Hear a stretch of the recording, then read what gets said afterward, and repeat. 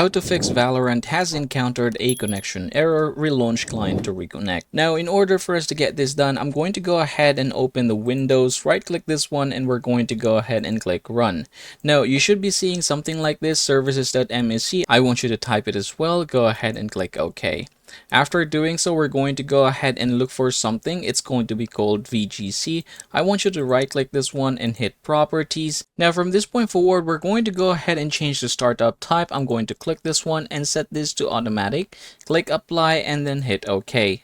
Next, we're going to go ahead and look for that once again. I'm going to right click and then we're going to go ahead and hit start. So this is actually going to start the service. As you can see, if you right click it once again, you can see that start is now grayed. Now the next thing that we are going to do is again go ahead and click run, and then for here I'm going to go ahead and type msconfig just like so.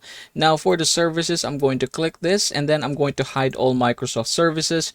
I want you to go ahead and scroll down and make sure that the VGC here is checked.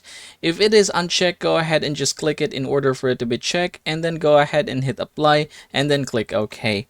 From this point forward, I want you to go ahead and restart your PC because it is going to ask you to restart it if there's any changes done to it. After that, you can go ahead and play Valorant just like how you would.